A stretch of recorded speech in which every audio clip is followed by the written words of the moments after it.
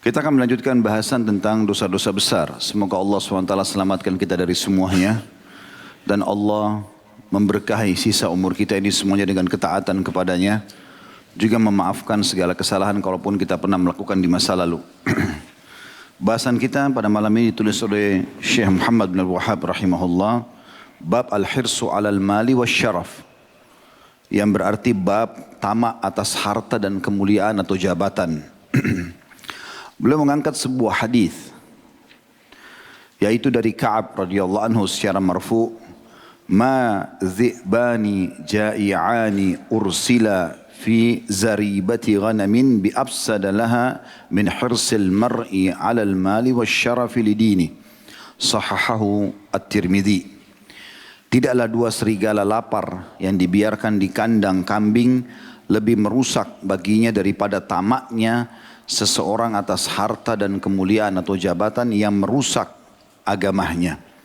Hadis ini disahihkan oleh Tirmidzi di nomor 2376 dan disahihkan oleh Syekh Albani dalam silsilah hadis sahih atau dalam Sahihul Jami' nomor 5620. Hadis ini sebelum panjang lebar kita jelaskan saudaraku seiman. Nabi SAW seringkali dalam penyampaian beliau menyampaikan contoh-contoh dan perumpamaan agar lebih mudah untuk difahami. Salah satunya adalah hadis yang baru saja kita bacakan. Nabi SAW bisa saja langsung menyampaikan orang yang tamak terhadap harta dan juga jabatan maka dia akan merusak agamanya. Tapi hal seperti ini tanda kutip seperti kurang menggigit.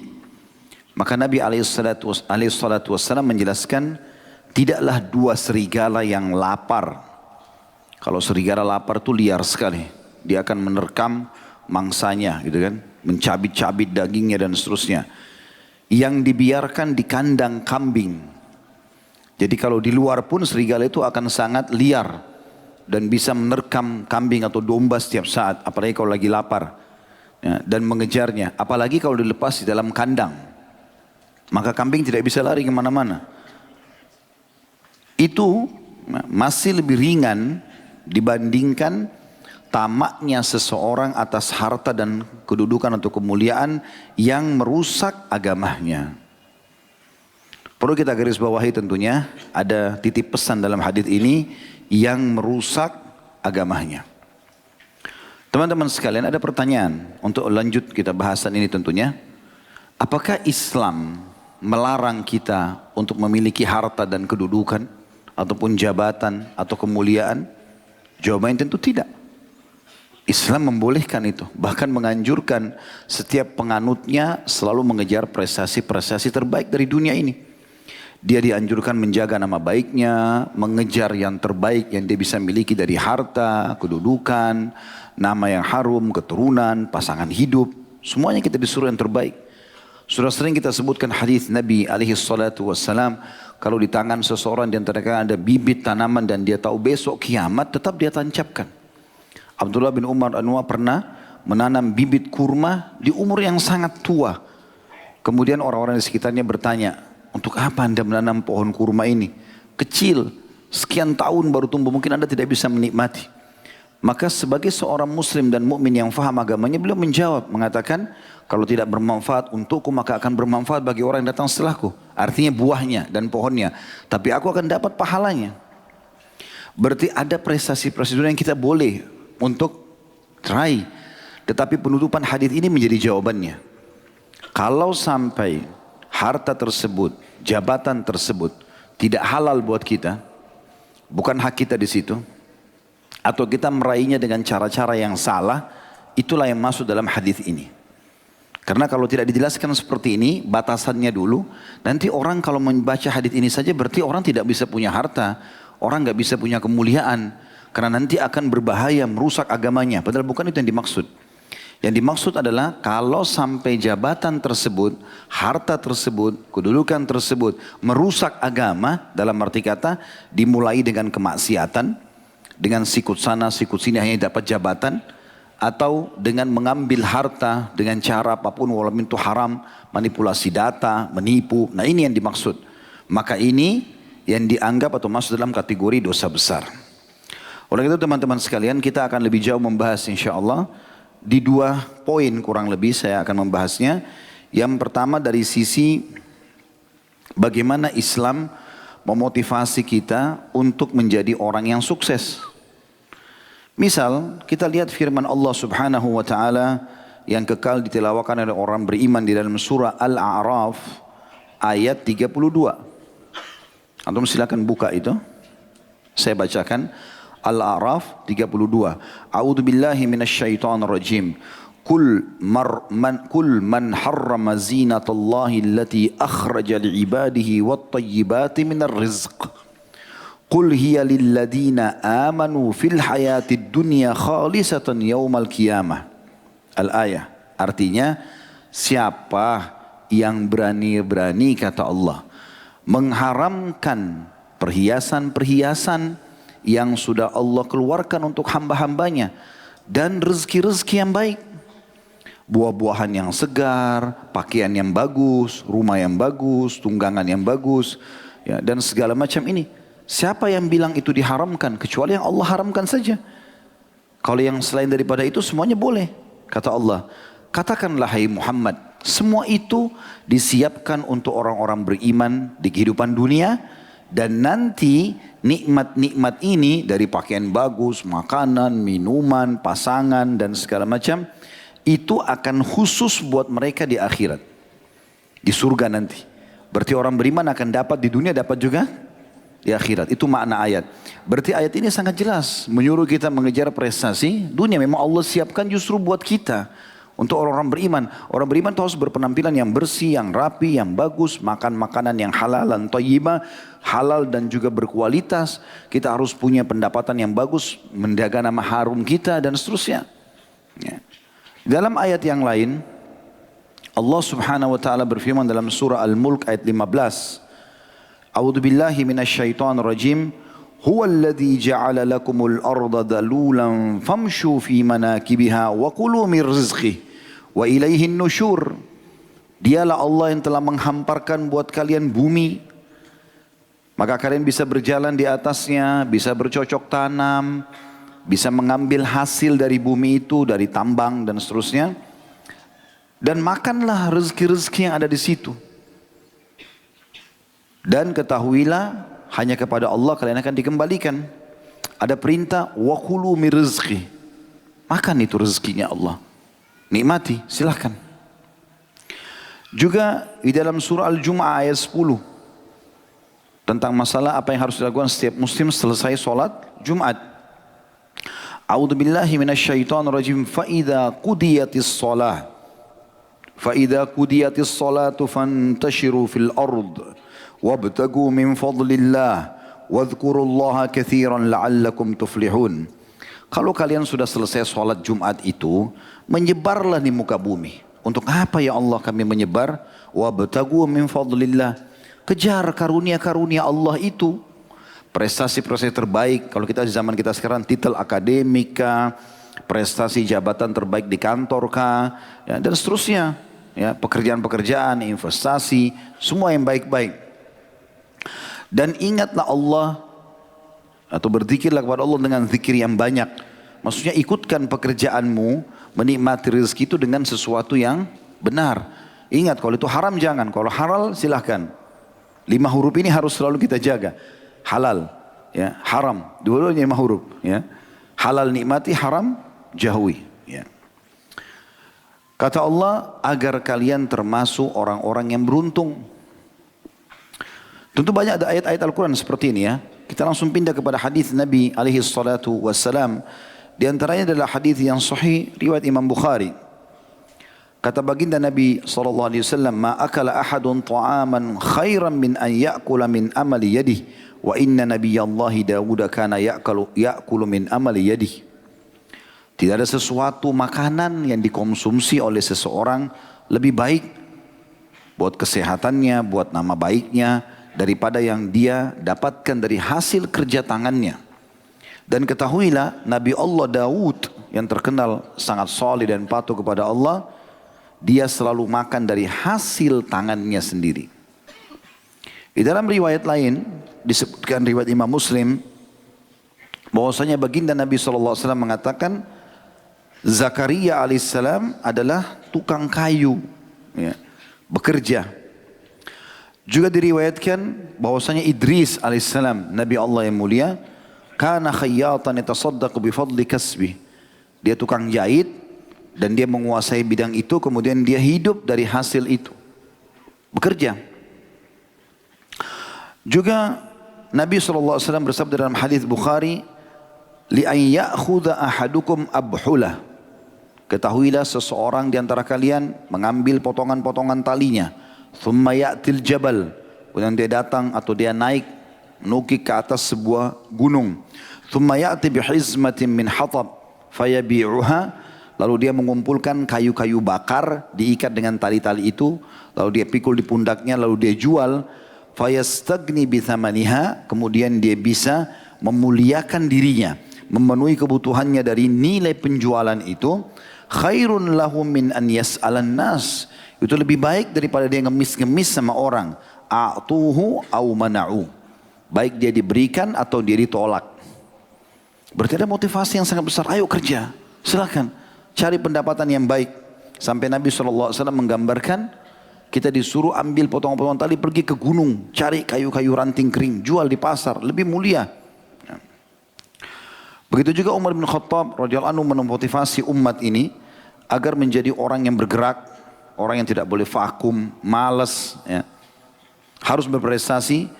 Dikatakan, kata beliau radhiyallahu anhu, ta'allamul mihna, kuasailah keterampilan-keterampilan itu, bekerja. Keterampilan ini, keterampilan itu, kuasai apa yang kalian cenderung dengan itu, selama bukan haram. Fa innahu yushiku an yahtaja ahadukum ila mihnatihi, karena bisa saja satu waktu dia butuh dengan keterampilannya itu. Abu Darda radhiyallahu anhu sering kali memasak di rumahnya, ya, sampai kedua matanya mengeluarkan air mata, lalu makanan itu dijual selain ada yang disedekahkan. Dan Aisyah menceritakan radhiyallahu anha tentang ayahnya Abu Bakar radhiyallahu anhu, karena Abu Bakar atjaru Quraisyin hatta dakhala fil imarah. Ketahuilah Abu Bakar itu adalah orang Quraisy yang paling berhasil dalam bisnis sampai dia masuk ke dalam pemerintahan. Seorang salafus saleh bernama Qais ibn Asim. Qais ibn Asim ini waktu mau meninggal, dia termasuk ulama, ya, berilmu, punya harta banyak, melimpah. Allah berikan kelebihan fisik. Waktu dia mau meninggal, dia bilang sama anak-anaknya begini, alaikum bil mal wastina'ah. Kalian harus cari harta itu dan kelolalah dengan cara baik. Fa innahu mambahatul karim, karena dia sumber yang bagus. Wa yustagna bihi anil laim, dan menjauhkan seseorang dari keterhinaan. Wa iyyakum wal mas'alah, dan jangan pernah kalian mengemis. Fa innaha akhiru kasbar rajul, karena dia hanya boleh kalau sudah tidak ada jalan lain. Misalnya orang kerampokan, ya, atau orang tua, anaknya semua sudah meninggal, dia nggak bisa mampu lagi bekerja, apa boleh buat? Maka dari situlah dia minta. Itu akhir sekali. Tapi nggak boleh dia dilakukan di awal-awal. Berarti kan kita lihat ayat Al-Quran, hadis Nabi SAW, perkataan para sahabat, perkataan para tabi'in, semuanya motivasi untuk bekerja. Ayo punya harta silakan. Ayo kejar jabatan-jabatan itu. Tapi ingat konsepnya, yang halal dalam agama. Jangan sampai itu merusak agama, maksudnya jangan sampai kalian, ya, melakukan perbuatan-perbuatan yang membuat pendapatan itu atau jabatan itu menjauhkan dari agama.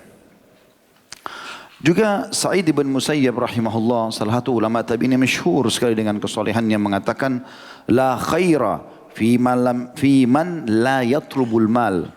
Enggak bisa dihitung seseorang itu baik kalau dia tidak bekerja mencari harta.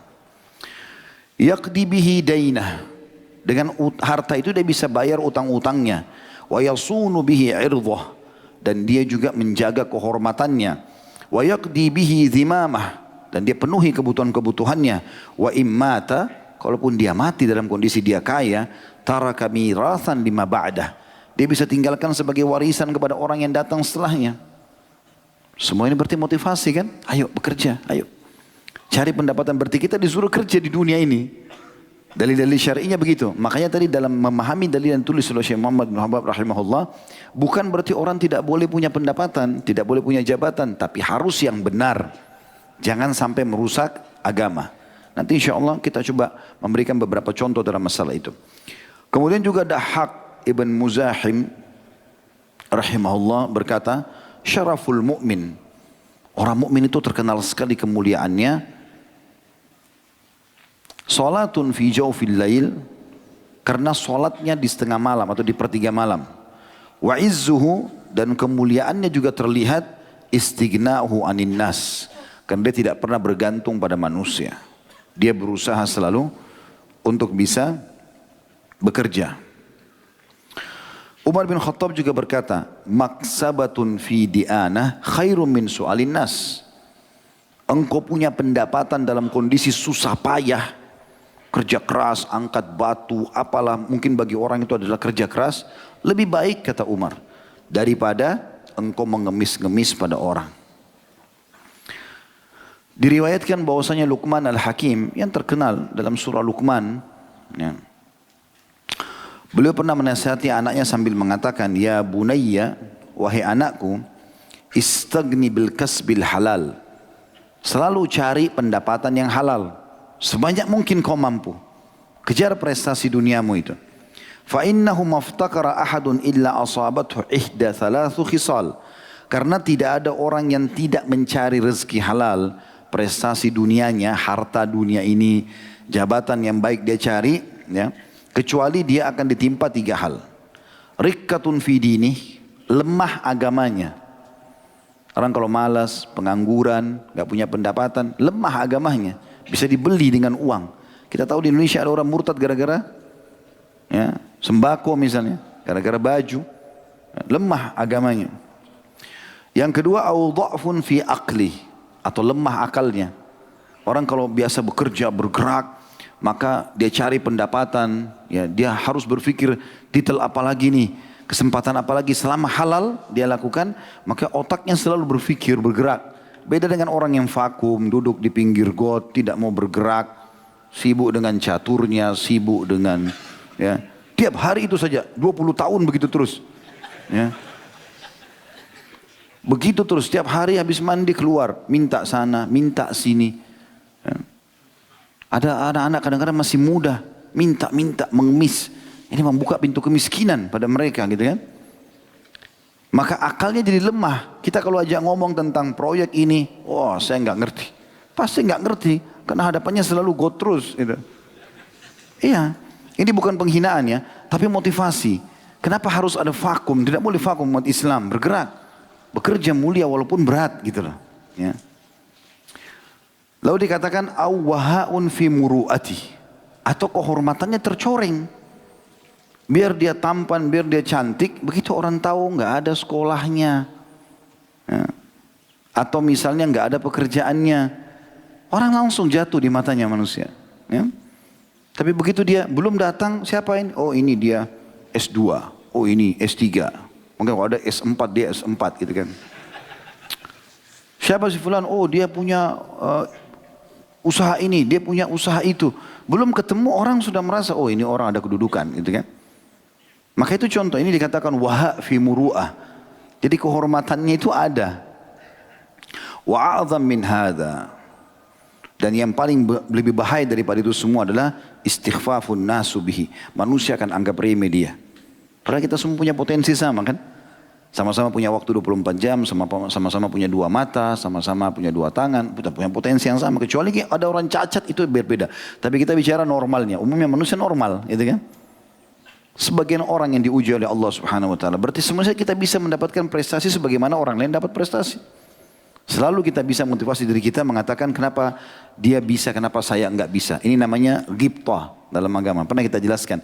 Hasad, iri, ya, dibagi 2 oleh ulama. Ada hasad yang memang murni dosa, yaitu orang iri melihat prestasi didapatkan oleh seseorang atau kelebihan, lalu dia berharap hilang dari dia. Ini haram hukumnya.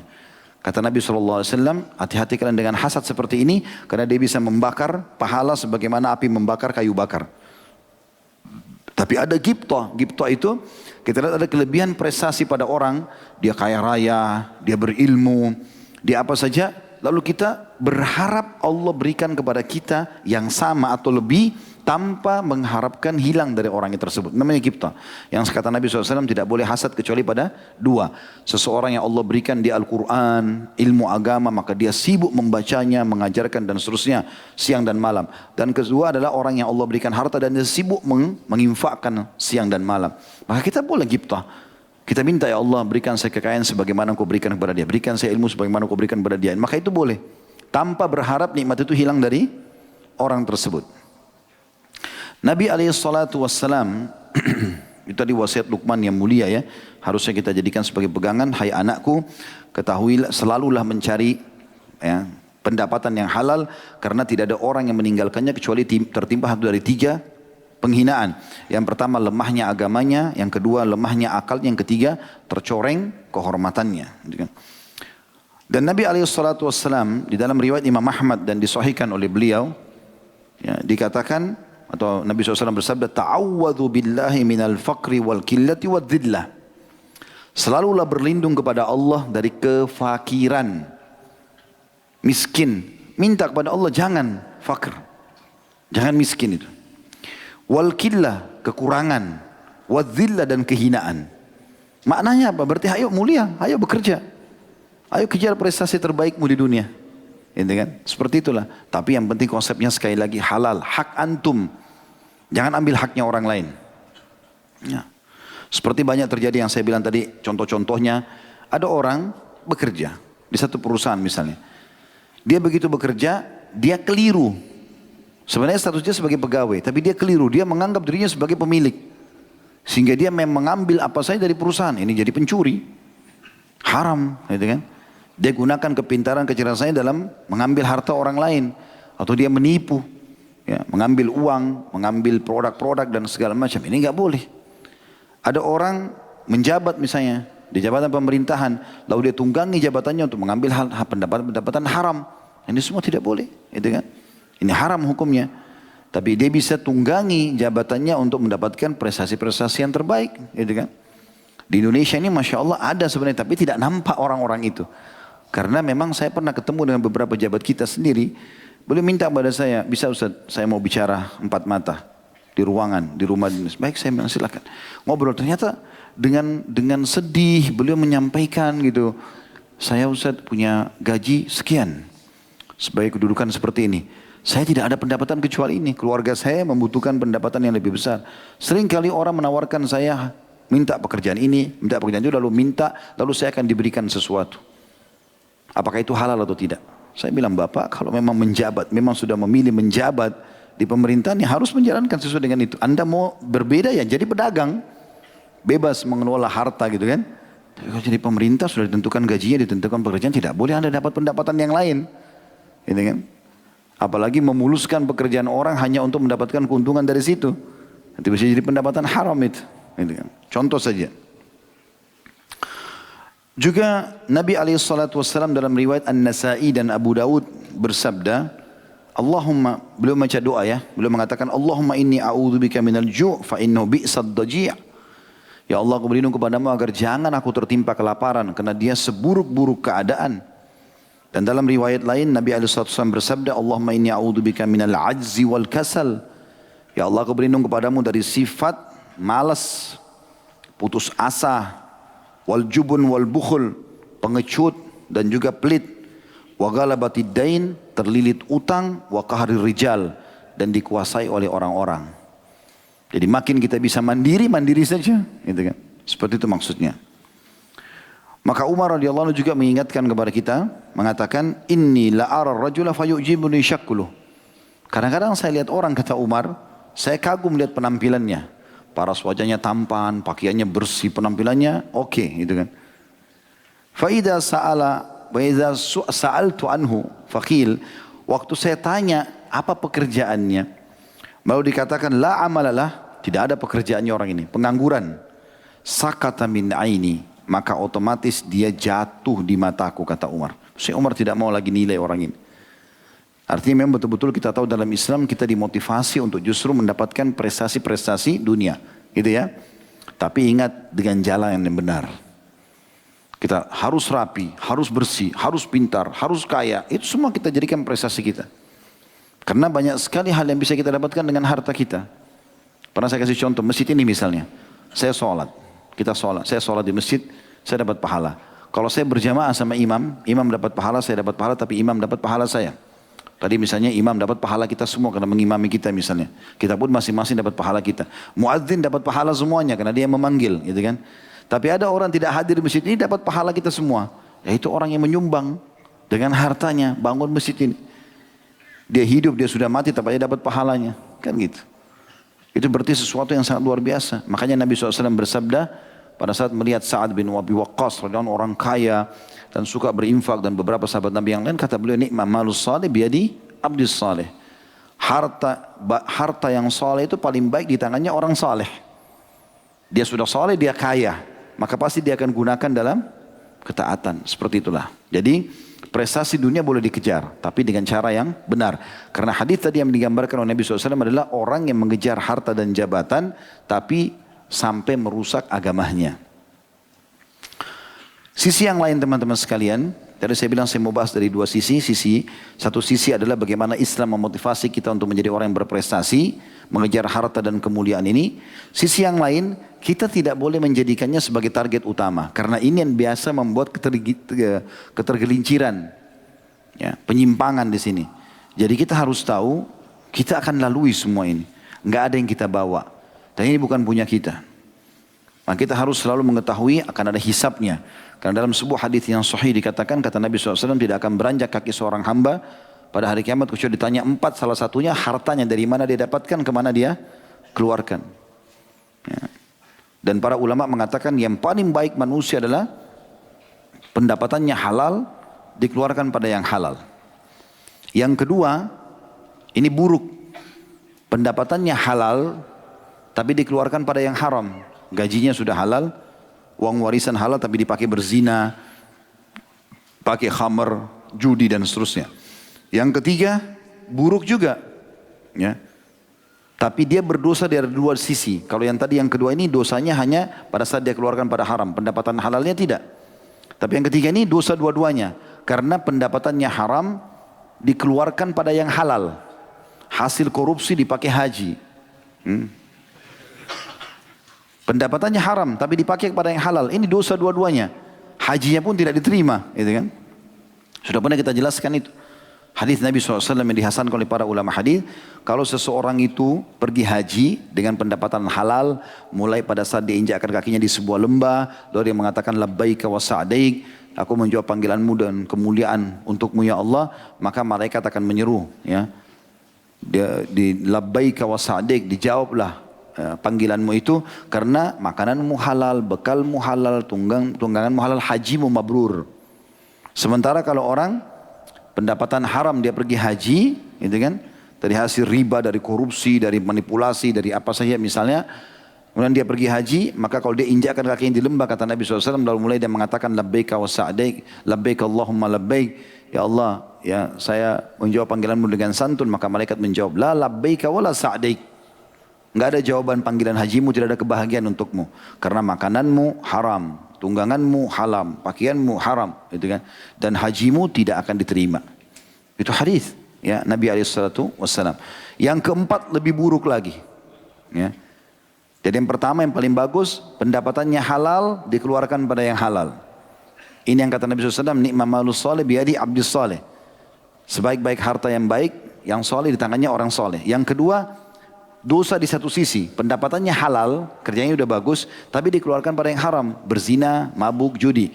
Maka dia dosa di pengeluarannya. Yang ketiga, dosa di dua sisi. Pendapatannya haram, dari uang korupsi tapi dipakai kepada kebaikan. Misalnya haji dan seterusnya tadi.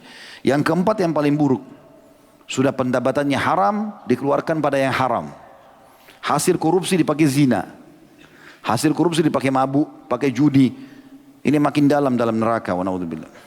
Nah, seorang mukmin di poin kedua ini harus menjadikan dunia atau apa yang dia kejar dari harta, dari jabatan, itu semua untuk kehidupan akhirat.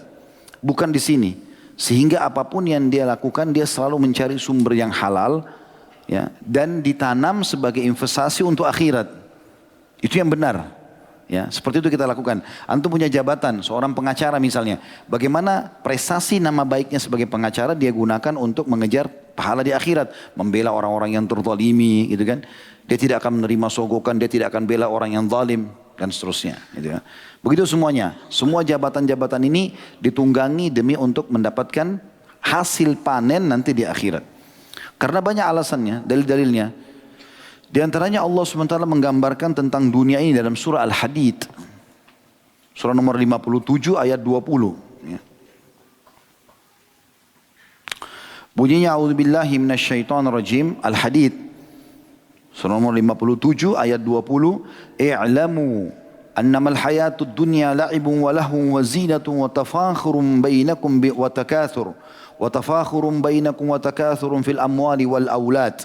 كمثل غيث أعجب الكفار نباته ثم يهيج فتراه مصفرا ثم يكون حطاما وفي الآخرة عذاب شديد ومغفرة من الله ورضوان وما الحياة الدنيا إلا متاع الغرور.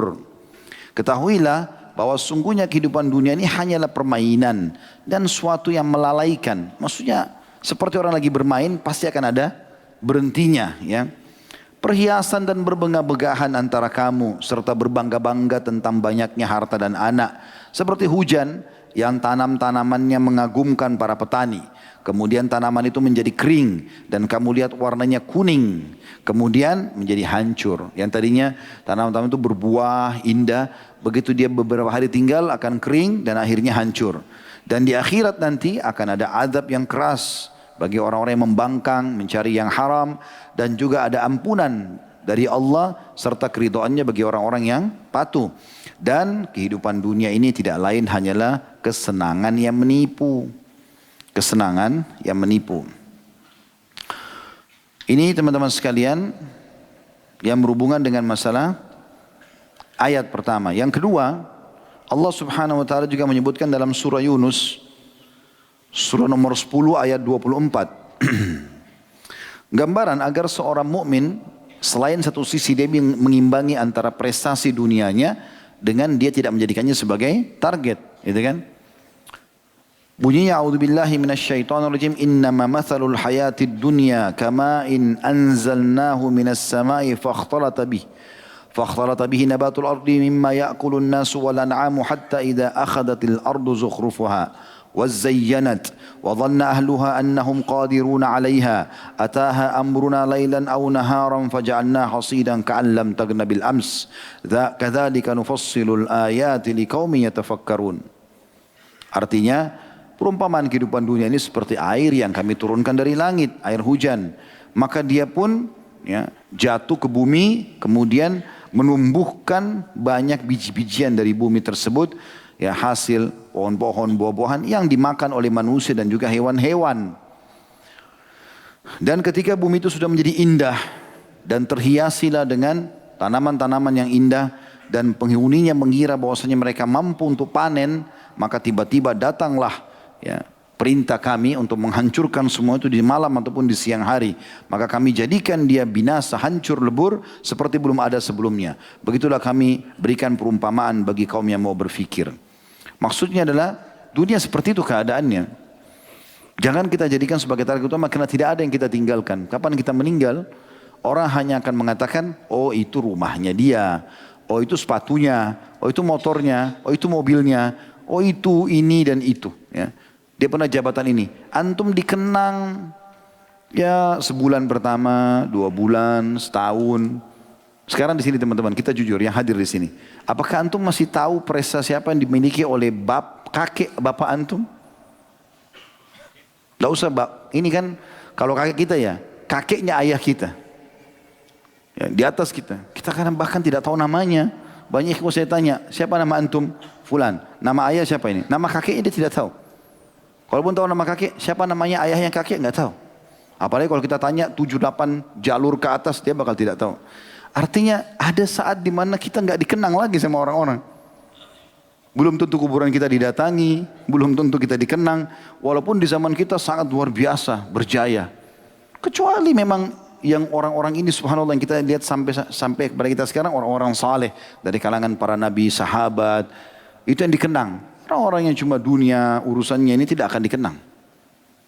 Akan habis nama mereka. Semua akan dibagi warisan gitu. Nabi SAW menggambarkan dunia ini. Sekali lagi, selain satu sisi kita disuruh kejar prestasinya, tapi di sisi lain kita ya, diperintahkan untuk tidak menjadikannya sebagai target. Silakan kaya raya, silakan pintar, silakan sehat, tapi itu sebagai investasi ke akhirat. Sehingga selalu sifat kita nih di dunia ini kejar pahala apa lagi nih, pahala apa lagi dari orang di depan kita. Kalau kita punya duit sibuk membantu orang sana sini, gitu kan. Seperti itulah. Karena kata Nabi SAW, Wallahi mad dunya fil akhirah illa mathalu ma yajal ahadukum isba'ahu hadhihi fil yam falyandur bima yarja'. Hadis riwayat Muslim. Demi Allah kata Nabi SAW, dunia ini kalau mau dibandingkan dengan akhirat tidak akan pernah ya, bisa dibandingkan, karena perumpamaan dunia ini hanya seperti jari telunjuk seseorang di antara kalian yang dia celupkan ke dalam lautan lalu diangkat. Lihatlah berapa banyak tetesan air yang ikut di tangannya. Jadi maksudnya akhirat itu laut yang luas, dunia ini hanya seperti air yang ada di jari kita yang kita celupin lalu kita angkat. Cuma sedikit yang tersisa. Begitu juga Nabi SAW pernah melihat bangkai kambing di pasar, kemudian menawarkan kepada para sahabat untuk membelinya, lalu mereka menolak, memberikan gratis juga mereka menolak. Lalu kata Nabi SAW, "Fawallahi lad dunya ahwanu 'ala Allahi min hadza 'alaikum." Ketahuilah kambing ini ya, atau dunia kalian masih lebih hina daripada kambing ini di hadapan Allah Subhanahu wa taala. Itu riwayat Tirmidzi. Hadis riwayat Imam Ahmad berbunyi, kata baginda Nabi SAW, "Inna mat'am ibni Adam ju'ila mathalan lid dunya. Wa in kazzahahu wa mallahahu fandur ila ma yasir." Sesungguhnya makanannya anak Adam yang kita makan ya, dijadikan perumpamaan tentang dunia ini. Bagaimanapun hebatnya dia bumbuhi ya, sampai wangi, sampai warnanya bagus, dia berikan garam, lihat ujungnya menjadi apa. Lihat ujungnya menjadi apa. Seperti itu penyampaian Nabi SAW. Juga Nabi SAW bersabda kepada Dahhak ibn Sufyan radhiyallahu anhu, "Ma ta'amuk?" Apa makananmu? Qala ya Rasulullah al-lahm wal laban. Wahai Rasulullah, susu dan daging atau daging dan susu. Qala thumma yasiru ila madza? Setelah itu jadi apa itu? Qala ila ma qad alimta, seperti yang Anda sudah tahu ya Rasulullah. Pasti jadi kotoran maksudnya, tapi boleh dengan sopan mengatakan ini. Qala fa inna Allah ta'ala daraba ma yakhruj min ibni Adam mathalan di dunia. Ketahuilah Allah telah menjadikan perumpamaan yang keluar dari anak Adam ya, kotoran itu perumpamaan untuk dunia. Oleh karena itu teman-teman sekalian, kita dianjurkan ya, sebagaimana wasiat Jibril alaihissalam kepada Nabi Muhammad SAW, wasiat yang sangat mulia. Bunyinya itu, ya Muhammad. Kata Nabi SAW, atani Jibril. Jibril satu hari pernah datang kepadaku. Faqal, lalu berkata, ya Muhammad, wahai Muhammad, ish ma syi'ta fa innaka mayyitun. Hidup sesukamu, tapi pasti kau akan mati nanti. Wa ahbib ma syi'ta fa innaka mufariku. Wa ahbib man syi'ta fa innaka mufariku. Cintai siapapun yang kau sukai, tapi tetap kau akan berpisah dengannya. Wa'mal ma syi'ta fa innaka majziyum bihi. Berbuat sesukamu, kau juga akan dibalas dengan perbuatanmu itu. Wa'lam anna syarafal mu'min qiyamuh. Ketahuilah kemuliaan seorang mukmin di salat malamnya, wa izzuhu istighna'u 'anil nas. Dan kemuliaannya dengan dia tidak bergantung pada manusia. Di dalam riwayat yang lain, dalam kita mencari pendapatan prestasi dunia, ini kaidah yang disampaikan oleh Nabi SAW dalam hadis riwayat Ibnu Majah dengan sanad hasan. Kata beliau, man ardan nasa bisakhatillahi wakkalahu Allahu ilan nas. Siapa yang membuat manusia ridho, haram nih, tapi nggak apa-apa deh. Ya, karena pejabat ini yang minta, karena orang ini yang minta misalnya. Siapa yang membuat manusia ridho, tapi itu mengundang murkahnya Allah, maka Allah akan menggantungkan dia pada manusia itu. Wa man askhatan nas biridallah, siapa yang sebaliknya membuat orang jengkel dan marah karena mencari ridhonya Allah, Allah haramkan tetap dia tidak mau jalankan, walaupun orang-orang itu minta, kafahullahu ma'unatan nas. Maka Allah akan cukupkan dia dari ketergantungan dengan manusia. Juga teman-teman sekalian disebutkan di dalam riwayat yang lain, dan ini kaidah penting ya, supaya kita selalu ridho dengan apa yang Allah SWT berikan. Kata Nabi SAW dalam hadis Bukhari, disebutkan dalam adab mufrad, man asbaha minkum aminan fi sirbih. Siapa yang bangun pada pagi hari dia aman di tempat tinggalnya. Ini ada dua bacaan, sirbihi atau sarbihi. Semua bermakna tempat tinggalnya atau wilayah yang sedang dia ada. Aman. Mu'afan fi jasadi. Sehat badannya. Indahu qutu yaumi. Dia sudah bisa dapat makanan dia hari itu. Faka'annama hizat lahu dunya. Seakan-akan dunia sudah berkumpul semua padanya. Kita tutup teman-teman sekalian dengan wasiat mulia dari Hasan Basri rahimahullah. Beliau mengatakan, aku tahu rezekiku tidak akan diambil oleh orang lain. Allah sudah tentukan, tidak akan pindah ke tangan orang lain. Karena itu hatiku selalu tenang. Aku tahu amalku tidak akan dikerjakan orang lain. Karena itu aku sibuk beramal saleh. Tidak mungkin ada orang yang sholat buat aku segala macam itu. Aku tahu Allah Ta'ala selalu memperhatikanku. Karena itulah aku malu jika Allah melihatku dalam maksiat. Aku tahu kematian sudah menungguku. Karena itulah aku selalu menambah bekal untuk hari pertemuanku dengan Allah. Beliau berprestasi dunia, seorang ulama, orang yang mampu. Tapi beliau juga membahasakan ini agar memberikan gambaran kepada kita bagaimana menetralkan atau mengatur ya kestabilan dalam mengatur prestasi dunia dan juga kita tidak menjadikannya sebagai target. Dan beliau juga mengatakan jauhi dunia ini. Sesuatu yang haram jangan disentuh. Karena ia seperti ular yang mulus pada sentuhan tangan tapi racunnya bisa membunuh. Allahu a'lam.